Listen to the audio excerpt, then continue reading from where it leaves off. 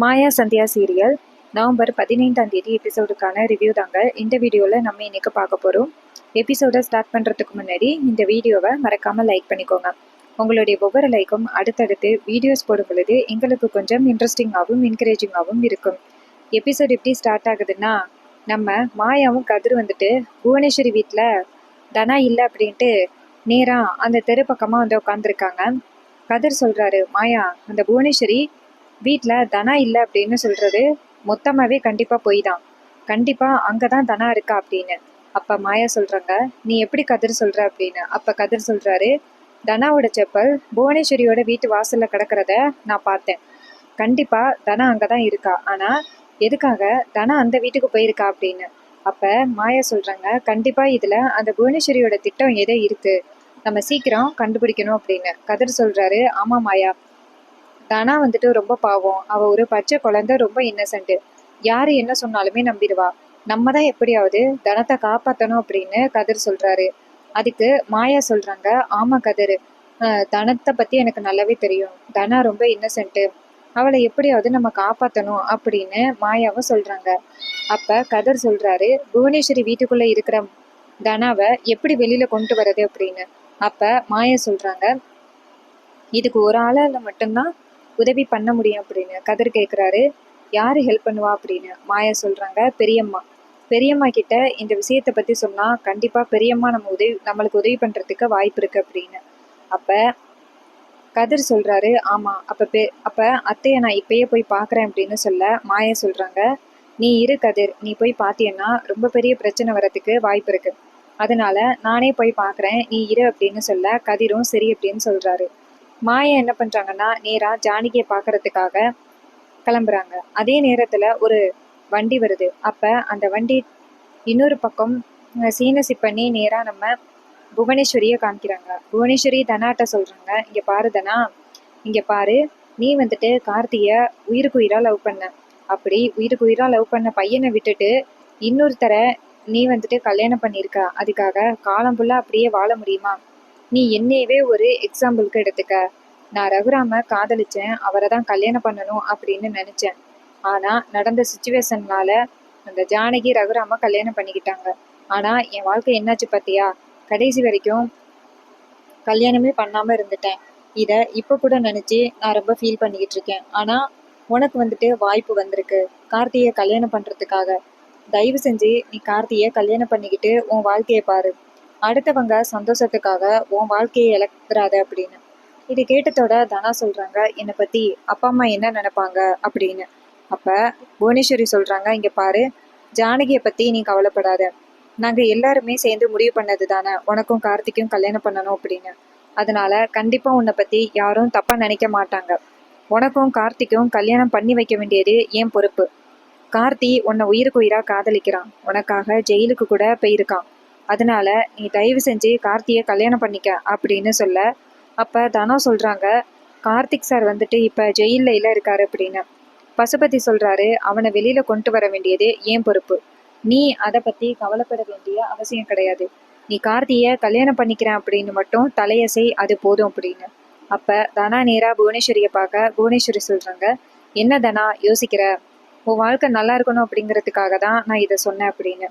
உடனே தனா சொல்றாங்க, சரித்த, நான் கார்த்தியை கல்யாணம் பண்ணிக்கிறேன், அந்த கதிர் என் கழுத்துல கட்டாய தாலி கட்டணும் அப்படிங்கிறதுக்காக காலம் ஃபுல்லா அவன் கூட நான் சேர்ந்து வாழ முடியாது, நான் காதலிச்ச கார்த்திக் சார் கூட மட்டும்தான் வாழ்வேன், அவர் தான் வந்துட்டு எனக்கு சரியான வழிகாட்டி அப்படின்னு சொல்ல, இதை கேட்டுட்டு புவனேஸ்வரி சொல்றாங்க, நல்ல வேலை, நீ ஒத்துக்க மாட்டியோ அப்படின்னு நினைச்சு நான் ரொம்ப கவலைப்பட்டேன், நீ ஒத்துக்கிட்ட, அதுவே போதும் அப்படின்னு சொல்லிட்டு நேரா தனத்துக்கும் கார்த்திக்கும் கல்யாணம் பண்றதுக்கு திட்டம் போடுறாங்க புவனேஸ்வரி. அப்ப தனா கிட்ட, இங்க பாரு தனா, இப்போதைக்கு நீ வீட்டுக்கு போனீன்னா கண்டிப்பா உன்னை மறுபடியும் வெளியில விட மாட்டாங்க, அவங்க தேடுற வழியில தேடட்டும், நாளைக்கு காலையிலேயே உனக்கும் கார்த்திக்கும் கல்யாணத்தை முடிச்சிடுறேன் அப்படின்னு சொல்ல, தனாவும் சரியத்த அப்படின்னு சொல்ல புவனேஸ்வரி சொல்றாங்க, நீ போயிட்டு உன்னோட ரூம்ல ரெஸ்ட் எடு அப்படின்னு சொல்ல, தனாவும் சரி அப்படின்னு சொல்லிட்டு நேரா அவங்க ரூமுக்கு போயிட்டு படுக்கிறாங்க. இன்னொரு பக்கம் நம்ம பசுபதி நேரா புவனேஸ்வரி கிட்ட, புவனேஸ்வரி நீ என்ன முடிவு பண்ணியிருக்க அப்படின்னு. புவனேஸ்வரி சொல்றாங்க, இங்க பாருண்ணா, நமக்கு கிடைச்ச இது ஒரு சரியான வாய்ப்பு, இந்த வாய்ப்பை பயன்படுத்தி அந்த ரகுராம நம்ம பழிவாங்கலாம், தனா நம்மளை நம்பி வந்தது நல்லதுதான், இவளை எப்படியாவது கார்த்திக்கு நம்ம நினைச்ச மாதிரி கல்யாணத்தை முடிச்சுட்டு அதுக்கப்புறம் இவளை வீட்டுக்கு துரத்தி விட்டுறணும் அப்படின்னு. இதை கேட்டதோட பசுபதி சொல்றாரு, இங்க பாரு, அதான் அந்த கதிர் இருக்கானே, கதிர் கண்டிப்பா வந்துட்டு தனாவை ஏத்துப்பான் அப்படின்னு. அப்ப புவனேஸ்வரி சொல்றாங்க, அதுக்கு கதிர் உயிரோட இருக்கக்கூடாது, கதிரை நம்ம தீர்த்து கட்டிடணும் அப்படின்னு. தீர்த்து கட்டிட்டு அந்த ரகுராம் ஃபேமிலி மேல பழிய போட்டுருவோம் அப்படின்னு. இதை கேட்டதோட பசுபதி சொல்றாரு, பரவாயில்ல புவனேஸ்வரி, நான் பிளான் பண்றதை விட நீ பக்காவா பிளான் பண்ணியிருக்க அப்படின்னு. அப்ப புவனேஸ்வரி சொல்றாங்க, இத்தனை வருஷமா நான் எவ்வளவு கஷ்டப்பட்டுக்கிட்டு இருந்தேன், ஒரு ரூம்குள்ளேயே கடந்து எவ்வளவு அவமானப்பட்டுக்கிட்டு இருந்தேன். இந்த அவமானத்துக்கு கண்டிப்பா அந்த ரகுராமோட குடும்பம் பதில் சொல்லிதான் ஆகணும் அப்படின்னு. இதை கேட்டதோட புவனேஸ்வரியோட அண்ணன் சொல்றாரு, நீ கவலைப்படாத புவனேஸ்வரி, அந்த ரகுராம் இந்த பிளான்ல இருந்து தப்பிக்கவே மாட்டான், அவன் குடும்பத்தையே பழி வாங்கிட்டு நம்ம மறுவேலை பார்ப்போம் அப்படின்னு சொல்ல, புவனேஸ்வரி நேரா பசுபதி கிட்ட, இங்க பாருங்க, நீங்க வக்கீல கூட்டிட்டு போயிட்டு நீங்க கார்த்தியை சீக்கிரம் வெளியில கூட்டிட்டு வாங்க அப்படின்னு. இதை கேட்ட பசுபதியும், இப்ப நான் அங்கதான் கிளம்புறேன் அப்படின்னு சொல்லிட்டு பசுபதி புவனேஸ்வரி கிட்ட, நான் போயிட்டு கார்த்தியை கூட்டிட்டு வரேன் அப்படின்னு சொல்ல, புவனேஸ்வரியும் சரி, அதோட நாளைக்கு அந்த தனாவுக்கும் கார்த்திக்கும் கல்யாணம் இல்ல, இந்த பட்டு வேட்டி புடவையெல்லாம் எடுக்கணும், அதுக்காக அந்த ட்ரெஸ்ஸு கடைக்காரர்கிட்ட எடுத்துட்டு வர சொல்லுங்க அப்படின்னு சொல்ல, பசுபதியும் சரி நான் பாத்துக்கிறேன் அப்படின்னு சொல்லிட்டு கிளம்புறாரு. இன்னொரு பக்கம் பசுபதி நேரா வக்கீல கூட்டிக்கிட்டு அங்க ஸ்டேஷனுக்கு போறாரு. அங்க போயிட்டு கார்த்தியை பாக்குறாரு. கார்த்தி நேரா பசுபதியை பார்த்து, அப்பா வந்துட்டீங்களா அப்படின்னு சொல்ல, அப்ப பசுபதி சொல்றாரு, உன்னை கூட்டிட்டு போக தான் வந்திருக்கேன் அப்படின்னு சொல்லிட்டு கார்த்தியை ஜாமீன்ல வெளியில கொண்டு வராங்க. கார்த்தி நேரா போலீஸை பார்த்து, என்ன நான் வெளியிலே வரமாட்டேன்னு நினைச்சியா அப்படின்னு. அப்ப பசுபதி நேரா கார்த்தியை பார்த்துட்டு, கார்த்தி அமைதியா இரு கார்த்தி அப்படின்னு சொல்லிட்டு கார்த்திய நேரா கார்ல வந்து ஏத்துறாங்க. கார்த்தி கேக்குறாரு, அப்பா இப்பதான் வந்து என்னை கூட்டிட்டு போகணும்னு தோணுச்சு அப்படின்னு. பசுபதி சொல்றாரு, இங்க பாரு கார்த்தி, ஒரு சூப்பரான பிளானை வந்துட்டு புவனேஸ்வரி பிளான் பண்ணியிருக்கா, அந்த ரகுராம் குடும்பத்தையும் கதிரையும் பழி வாங்குறதுக்கு நம்மளுக்கு ஒரு நல்ல நேரம் கிடைச்சிருக்கு அப்படின்னு.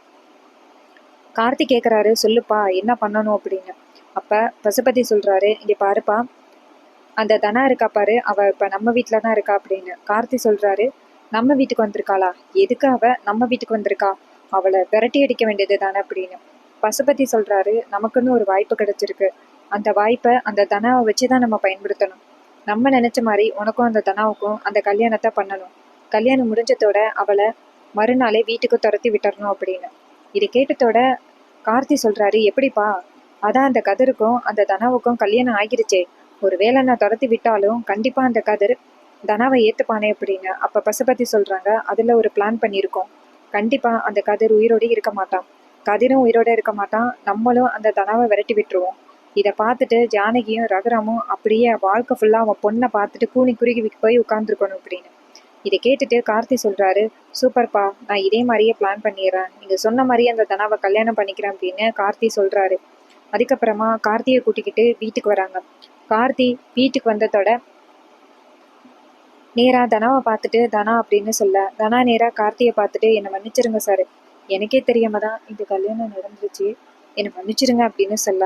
அப்ப கார்த்தி சொல்றாரு, இங்க பாரு தனா, இதுல ஓ மேல எந்த தப்புமே இல்லை, தப்பெல்லாம் அந்த கதிர் மேலதான், நீ என்ன பண்ணுவ அப்படின்னு சொல்லிட்டு கதிர் நல்லவா மாதிரியே பேசுறான்.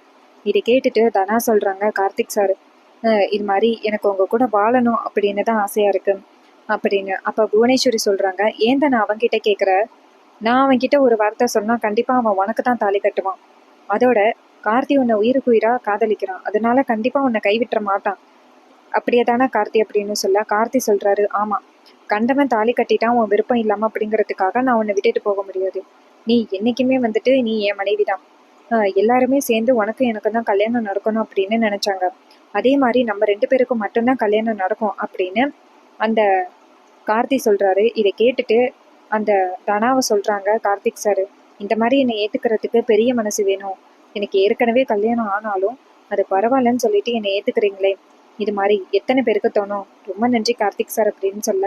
அப்ப கார்த்தி மனசுல யோசிக்கிறாரு, உன்னை பழிவாங்கிறதுக்காக தாண்டி நான் இப்படி பண்றேன், கல்யாணம் மட்டும் முடியட்டும், உன்னை வீட்டுக்கு துரத்தி அடிச்சிடுறேன் அப்படின்ட்டு கார்த்தி நினைக்கிறாரு. இன்னொரு பக்கம் மாயாவை காமிக்கிறாங்க. மாயாவுக்கு வந்து ஸ்டேஷன்ல இருந்து கால் வருது, வக்கீல் கால் பண்றாரு. மாயா வந்துட்டு கதிர்கிட்ட சொல்றாங்க, ஸ்டேஷன்ல இருந்து தான் கால் பண்றாங்க, எதுக்காக கால் பண்றாங்கன்னு தெரியல அப்படின்ட்டு போன் அட்டன் பண்ணி, சொல்லுங்க சார் அப்படின்னு சொல்ல. அப்ப அவர் சொல்றாரு, இங்க பாருமா, கொஞ்ச நேரத்துக்கு முன்னாடி கார்த்தியை வந்துட்டு ஜாமீன்ல கூட்டிட்டு போயிட்டாங்க அப்படின்னு. இது கேட்டதோட மாயா ஷாக் ஆகுறாங்க. எதுக்காக கார்த்தியை நீங்கள் ரிலீஸ் பண்ணீங்க? அவர் கொலை முயற்சி பண்ணியிருக்காரு, அவரை எப்படி நீங்கள் ரிலீஸ் பண்ணலாம் அப்படின்னு. அப்போ போலீஸ் சொல்கிறாங்க, இங்கே பாருமா, நான் எவ்வளவோ போராடி பார்த்தேன், ஆனால் அவங்க சரியான டாக்குமெண்ட் கொண்டுட்டு வந்துட்டு கார்த்தியை கூட்டிகிட்டு போயிட்டாங்க. அவசரமாக கார்த்தியை கூட்டிகிட்டு போயிருக்காங்க அப்படின்னா கண்டிப்பாக இதுக்கு பின்னாடி ஏதோ ஒரு காரணம் இருக்குது, நீங்கள் எதுக்கும் பார்த்து நடந்துக்கோங்க அப்படின்னு. அப்போ மாயா சொல்கிறாங்க, சரி அப்படின்னு சொல்லிட்டு ஃபோனை கட் பண்ணேன். கதிர் கேட்குறாரு, மாயா என்னாச்சு, யார் ஃபோன் பேசுனா அப்படின்னு சொல்ல.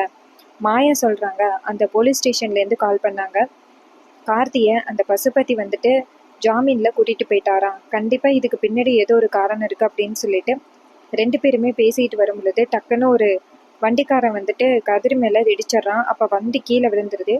மாயாவும் கதிரும் வந்துட்டு அந்த வண்டியை தூக்குறாங்க. அப்போ அவர் சொல்கிறாரு, ரொம்ப நன்றி சார், ரொம்ப முக்கியமான ஒரு இடத்துக்கு போகிறேன், இப்படி ஆகிருச்சு அப்படின்னு. அப்போ கதிர் சொல்கிறாரு, சேல்ஸுக்கு போகிறீங்களா அப்படின்னு. அவர் சொல்கிறாரு, ஆமாம், புவனேஸ்வரி அம்மா இருக்காங்கல்ல, அவங்க தான் ஏதோ பட்டு வேஷ்டி பட்டு புடவை எடுக்கணும்னு சொன்னாங்க கல்யாணத்துக்காக, அதுக்காக தான் அவசரமாக கொடுக்க போகிறேன் அப்படின்னு. இது கேட்டதோட மாயா சொல்கிறாங்க, புவனேஸ்வரி வீட்டுக்கா போகிறீங்க அப்படின்னு.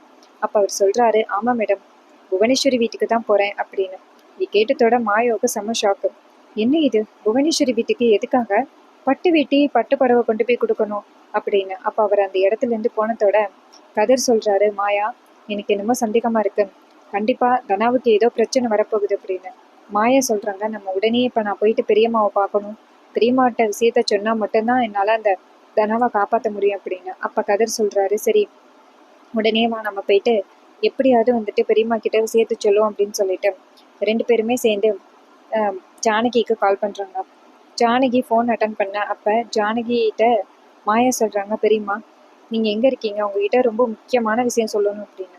அப்போ ஜானகி சொல்கிறாங்க, என்னாச்சு அப்படின்னு. அப்போ மாயா சொல்கிறாங்க, தனா எங்கே இருக்கா அப்படிங்கிறத கண்டுபிடிச்சிட்டேன் அப்படின்னு. இதை கேட்டதோட ஜானகிக்கு அப்போ தான் நிம்மதியாகுது. எங்கே இருக்கா மாயா அவ அப்படின்னு. அப்போ மாயா சொல்கிறாங்க, நீங்கள் நேரில் வாங்க பெரியம்மா, உங்ககிட்ட ரொம்ப முக்கியமான விஷயம் சொல்லணும் அப்படின்னு. இது கேட்டதோட ஜானகியும், இப்போ நீ எங்கே இருக்க அப்படின்னு சொல்ல. மாயா சொல்கிறாங்க, பக்கத்தில் ஒரு கோவில் இருக்குல்ல, அந்த கோவிலில் இருக்கேன், நீங்கள் சீக்கிரம் வாங்க அப்படின்னு சொல்ல. ஜானகியும் சரி நான் சீக்கிரம் வந்துக்கிட்டு இருக்கேன் அப்படின்னு சொல்லிட்டு நேராக மாயா சொன்ன இடத்துக்கு கிளம்புறாங்க. அப்போ சிவாவும் சீனும் வராங்க. ஜானகி கேட்குறாங்க, தனா எங்கே இருக்கான்னு கண்டுபிடிச்சாச்சா அப்படின்னு. அவங்க சொல்கிறாங்க, அவள் எங்கே போயிருக்கான்னே தெரியல, நேரம் ஆக ஆக ரொம்ப பயமாக இருக்கு அப்படின்னு. அப்போ ஜானகி சொல்கிறாங்க, நான் வரும் பொழுது தனாவோட தான் வருவேன் அப்படின்னு சொல்லிட்டு கிளம்பி போக, இதை பார்த்துட்டு சீனு தடுக்கிறாரு, அத்தை உங்களுக்கு எங்கே இருக்காங்கன்னே எப்படி தெரியும் அப்படின்னு. ஜானகி சொல்கிறாங்க, அதை நான் பார்த்துக்கிறேன் சீனு அப்படின்னு சொல்லிட்டு நேராக கிளம்பி போகிறாங்க. நேராக வந்துட்டு மாயாவை பார்க்குறாங்க. மாயா நேராக ஜானகியை பார்த்ததோட ஜானகி கேட்குறாங்க, மாயா தனா எங்கே இருக்கான்னு உனக்கு தெரியுமா?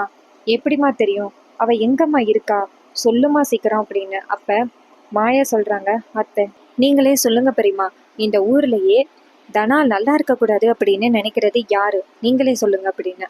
அப்போ அந்த ஜானகி சொல்கிறாங்க, என்னம்மா சொல்கிற, தெளிவாக சொல்லுமா அப்படின்னு. மாயா சொல்கிறாங்க, வேற யாரு, அந்த புவனேஸ்வரி தான் தனாவோட வாழ்க்கை நல்லா இருக்கக்கூடாது அப்படின்னு பல வகையில் முயற்சி பண்ணிக்கிட்டு இருக்கா. உங்களுக்கே தெரியுமே பெரியம்மா, எத்தனை தடவை அந்த புவனேஸ்வரி உங்களுக்கு நேராகவே வந்து நின்று தனாவோட வாழ்க்கையை அழிப்பேன்னு எத்தனை தடவை சொல்லியிருக்கா, அப்போ கூடயா உங்களுக்கு நம்பிக்கை இல்லை அப்படின்னு. அதை கேட்டுட்டு நம்ம ஜானகி சொல்கிறாங்க, ஆமாம், இப்போ எதுக்காக நீ புவனேஸ்வரியை பற்றி சொல்கிற அப்படின்னு.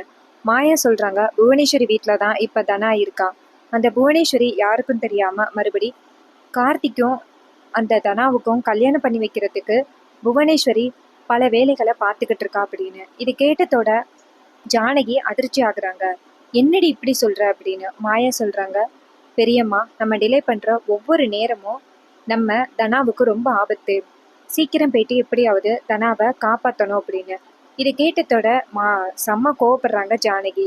நான் இப்போவே வந்துட்டு போகிறேன், நான் இத்தனை நாளும் அமைதியாக இருந்தது ரொம்ப தப்பாக போயிடுச்சு, இதுக்கு மேலே நான் அமைதியாக இருந்தேன்னா அது நல்லதுக்கு கிடையாது, நான் கிளம்புறேன் அப்படின்னு சொல்லிட்டு ஜானகி கோவமாக கிளம்புறாங்க. அப்போ மாயாவும் வாங்கத்த போகலாம் அப்படின்னு சொல்லிட்டு நேராக அந்த புவனேஸ்வரி வீட்டுக்கு போகிறாங்க. இன்னொரு பக்கம் புவனேஸ்வரி வந்துட்டு தனாவுக்கும் கார்த்திக்கும் வந்துட்டு ட்ரெஸ் எல்லாம் எடுத்து கொடுத்துட்டு அவங்களுக்கு வந்துட்டு பட்டுப்புடவை பட்டி வேஷ்டி சாரீ எல்லாம் கட்டி விட்டுட்டு கல்யாணத்துக்காக ரெடி ஆகுறாங்க, ரிஜிஸ்டர் மேரேஜுக்காக. கார்த்தி வந்துட்டு கதிர் வந்துட்டு தனாவை கல்யாணம் பண்ணது ரிஜிஸ்டர் மேரேஜ் கிடையாது, ஆனால் சட்டப்படி கல்யாணம் பண்ணிட்டா கண்டிப்பாக ரகுராம் தான் வலையில் சிக்கிடுவான் அப்படிங்கிறதுக்காக தான் ரிஜிஸ்டரை வர வச்சுருக்காங்க புவனேஸ்வரி. அப்போ ரிஜிஸ்டர் கேட்குறாரு, கார்த்தியோட அப்பா அம்மா இருக்காங்களா அப்படின்னு. அப்போ பசுபதி சொல்கிறாரு, அப்பாவான நான் இருக்கேன், கையெழுத்து போடுங்க அப்படின்னு சொல்ல, அப்போ அவர் கையெழுத்து போடுறாரு. அதுக்கப்புறமா வந்துட்டு தனாட்ட கேட்குறாங்க, ஏம்மா உனக்கு அப்பா அம்மா இல்லையா அப்படின்னு. அப்போ புவனேஸ்வரி சொல்கிறாங்க, அவங்க வந்துட்டு இந்த கல்யாணத்துக்கு ஒத்துக்கலை, நாங்கள் தான் வந்துட்டு இவங்களுக்கு கல்யாணத்தை பண்ணி வைக்கிறோம் அப்படின்னு சொன்னதோட, அப்போ டக்குன்னு அந்த இடத்துக்கு ஜானகி வராங்க. அம்மா நான் இருக்கேன் அப்படின்னு. இது கேட்டதோட தனா அதிர்ச்சி ஆகுறாங்க. அப்போ ஜானகி நேராக தனா கிட்ட வந்துட்டு, என்ன தனா, என்ன காரியம் பண்ணுற நீ அப்படின்னு. தனா சொல்கிறாங்க, அம்மா என்னை மன்னிச்சிருமா, நான் கண்டிப்பாக வந்துட்டு கதிர் கூட சேர்ந்து வாழ மாட்டேன். இது எல்லாமே நீங்கள் முடிவு பண்ணது தானே கார்த்தியை கல்யாணம் பண்ணுறது. அதனால நான் கார்த்திக் சாரையே கல்யாணம் பண்ணிக்கிறேன், தயவு செஞ்சு எனக்கு ஒரு வாய்ப்பு கொடுங்கம்மா அப்படின்னு சொல்ல. ஆனால் ஜானகி செம்ம டென்ஷன் ஆகி தனாவை ஓங்கி அறையிறாங்க. இது வரைக்கும் நீ பண்ண விஷயத்தினால நான் ரொம்ப கவலையாக இருந்தேன், என்னடா நம்ம பொண்ணு இப்படி ஆகிட்டாலே அப்படின்னு. ஆனால் இன்னைக்கு பண்ண தப்பு ரொம்ப பெரிய தப்பு தானா, இந்த மாதிரி நீ பண்ணியிருக்கவே கூடாது. அப்பாவுக்கு தெரிஞ்சா எப்படி கஷ்டப்படுவார், அப்பாவை பற்றி நீ கொஞ்சமாவது யோசனை பண்ணி பார்த்தியா? நீ பாட்டுக்கும் ஒரு முடிவு எடுத்துட்ட. இங்கே பாரு, உனக்கு ஏற்கனவே கல்யாணம் ஆகிருச்சு, அந்த கதிர் உன் களத்தில் தாலி கட்டிட்டான். இந்த புவனேஸ்வரி எப்படி பட்டவனும் உனக்கு தெரியாது, உன் வாழ்க்கையை அழிக்கிறதுக்காக இவ பல வகையில் முயற்சி பண்ணிக்கிட்டு இருக்கா தெரியுமா அப்படின்னு. அப்போ தனா சொல்கிறாங்க, இல்லைம்மா, எனக்கு புவனேஸ்வரி அத்தையை பார்த்தா அப்படி தோணவே இல்லை அப்படின்னு. அப்போ அப்போ புவனேஸ்வரி சொல்கிறாங்க, அப்படி சொல்லு தனா, நான் வந்துட்டு எப்படி வந்துட்டு உன் வாழ்க்கையை கெடுக்கிறதுக்கு முயற்சி பண்ணுவேன், என் பிள்ளைய தானே உனக்கு கல்யாணம் பண்ணி வைக்கணும்னு நினச்சேன், இதை போய் ஜானகி எப்படி தப்பாக பேசுகிறா பாரு, நீ வந்துட்டு சீக்கிரம் நீ கார்த்தியை கல்யாணம் பண்ணிக்க அப்படின்னு சொல்ல. அப்போ ஜானகி டென்ஷன் ஆகி புவனேஸ்வரி பக்கத்தில் வந்துட்டு புவனேஸ்வரி ஓங்கி அறையிறாங்க. இது மேலே ஒரு வார்த்தை பேசினேன்னா அவ்வளோதான், நான் என் பொண்ணை வந்துட்டு கதிருக்கு கல்யாணம் பண்ணி கொடுத்துட்டேன், இதுக்கு மேலேயும் இது நடக்காது. கடவுள் நினச்சபடி எப்படி இந்த கல்யாணம் அமையணும்னு நினச்சாரோ அப்படிதான் அமையும். நீ தேவையில்லாமல் இந்த பிரச்சனையை உண்டாக்குனேன்னு வச்சுக்கேன், அவ்வளோதான். என் வாழ்க்கையில இனிமேல் தலையிடாத, என் பொண்ணோட வாழ்க்கையிலையும் தலையிடாத. என் பொண்ணு வந்துட்டு ரொம்ப இன்னசென்ட்டு, அதனால தான் நீ என்ன சொன்னாலும் நம்பி இருப்பா. இது வந்துட்டு என்னோட கட்டளை, இனிமே என் பொண்ணோட விஷயத்துல தலையிடாத அப்படின்னு செம்மையா திட்டுட்டு அந்த இடத்துலேருந்து நம்ம ஜானகி வந்துட்டு தனாவை கூட்டிக்கிட்டு வெளியில் வராங்க. அப்போ தனா வெளியில் வந்ததோட அவங்க அம்மாவை பார்த்துட்டு, அம்மா என்னை மன்னிச்சிருங்கம்மா, எனக்கு வேறு வழி தெரியல, அதாம்மா இப்படி பண்ணிட்டேன் அப்படின்னு. அப்போ ஜானகி சொல்கிறாங்க, இங்கே பாருமா, கொஞ்சமாவது நீ யோசனை பண்ணி பார்த்தியா, இப்படி நடந்தா உங்கள் அப்பா உன்னை பற்றி என்ன நினைப்பாரு, உங்கள் குடும்பம் உன்னை பற்றி என்ன நினைக்கும், நாங்கள் யாருமே வேணான்னு முடிவு பண்ணிட்டியாம்மா அப்படின்னு. அப்போ தனா சொல்கிறாங்க, அம்மா அப்படிலாம் நான் முடிவு பண்ணலம்மா, என்னால் வந்துட்டு கார்த்திக் சார் இல்லாமல் இருக்கவே முடியாதுமா அப்படின்னு. இதை கேட்டுட்டு